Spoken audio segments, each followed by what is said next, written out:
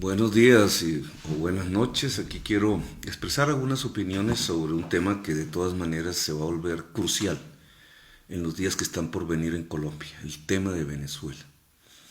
He tratado y he sido crítico por ello de vincular la crisis venezolana al tema mundial y local del petróleo. Me han criticado por ello. Se me endilga que con ello evado el papel de Maduro en la violación de derechos humanos de los venezolanos o su mal gestión económica.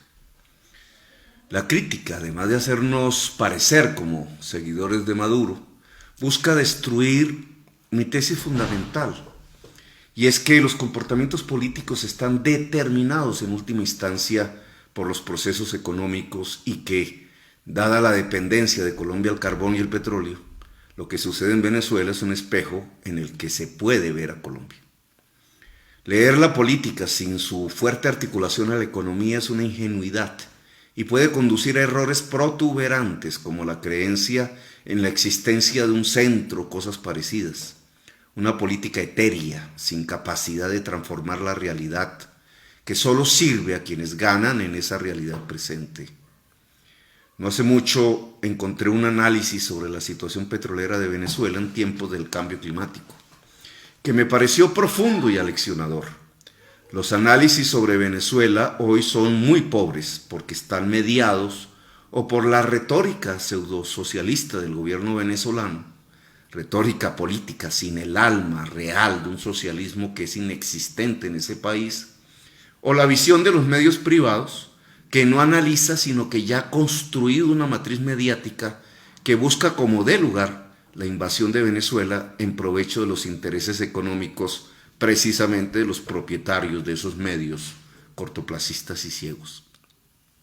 El artículo tiene como autora a Nefez Ahmed y fue escrito por Caos en la Red, para Caos en la Red. Parte por demostrar algo que he recalcado en mis propios escritos y conferencias. La política mundial en los tiempos del cambio climático gira alrededor de una especie de piñata final sobre los recursos petroleros, que en lugar de originar un tránsito ordenado y regulado hacia una economía post-carbón, que es lo que necesita la humanidad y la vida en el planeta, lleva a ampliar las bases mismas de la crisis climática. Le he denominado a ese malestar civilizatorio que se experimenta ante la sensación de entrar a los tiempos finales de la humanidad como el retorno a la barbarie, y que se describe muy bien en la serie televisiva The Walking Dead. En vez de caminantes muertos, el Walking Dead real es el cambio climático, pero la reacción de la humanidad parece ser la misma. Sin reacción, la humanidad se encamina por ahora al omnicidio, la muerte de todo lo vivo, incluida la humanidad misma. El ascenso de las extremas derechas en Europa, Estados Unidos y América Latina parecieran ser una expresión de ese clima político que, en lugar de llevar la razón a la humanidad para un tránsito ordenado, pacífico quizás, hacia la economía sin energías y productos fósiles, termina en una lucha violentísima e irracional por extraer los beneficios económicos a los últimos tiempos de la era del petróleo. Una verdadera ceguera del capital. El ambiente de piñata no solo ha destruido estados completos, Irak, Libia, Siria, no solamente ha desplazado a decenas de millones de personas, sino que ha sobreendeudado las mismas empresas petroleras. Las empresas norteamericanas, por ejemplo, dedicadas al petróleo, vieron ascender sus deudas de 50.000 millones de dólares a 200.000 millones de dólares. Se multiplicaron por 4 desde el 2005. El festín petrolero tiene una lógica interna contradictoria. Además de llevar a una reducción de la renta petrolera, es decir, el enorme volumen de dineros que se logran desde los costos de producción de un barril de petróleo a su precio internacional y por tanto de la rentabilidad del negocio, nos conduce al homicidio, la extinción de la vida en el planeta. Aunque las reservas del petróleo son suficientes para acabar con toda la humanidad y la vida del planeta, los costos de extracción de volúmenes mayores son cada vez más crecientes. El petróleo fácil se acabó en el mundo. La tesis de Ahmed demuestra que estamos ante una caída de la tasa de rentabilidad medida en unidades de energía, que es como se debe medir en una economía ambiental. Una caída asombrosa. Cada vez cuesta más energía extraer petróleo y usar su energía en el mundo. Ahmed dice que el caso es especialmente dramático en Venezuela. Venezuela tiene la más grande reserva de petróleo del mundo, pero también de las más costosas de extraer por la mala calidad de sus crudos. Se trata de un petróleo sumamente pesado, difícil de extraer y de refinar. Los costos y la dificultad de extracción que lleva a Venezuela a utilizar métodos costosos no convencionales, en Colombia ya hablan de utilizar el fracking, por ejemplo, ha traído una disminución de la producción desde 1997, un año antes de Chávez. Disminución que se ha acelerado desde la época de Maduro.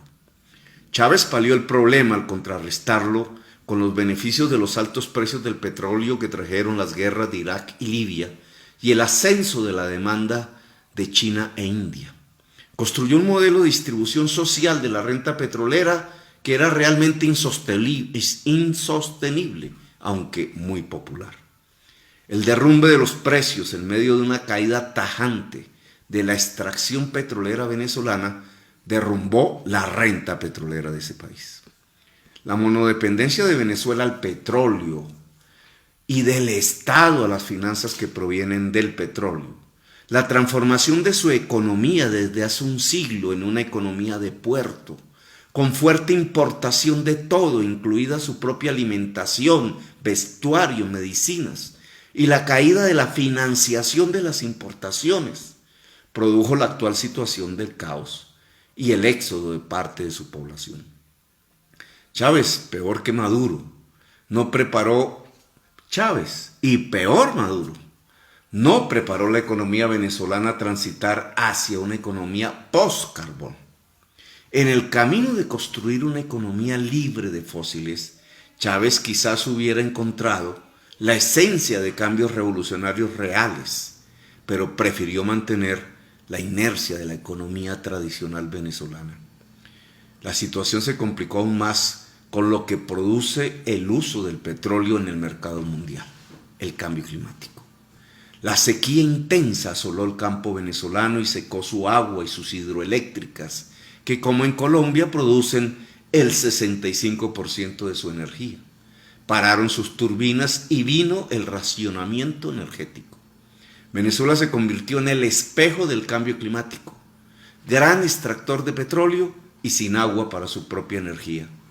Bajo este contexto económico, miremos ahora la política y la incidencia que esa economía tiene en ella.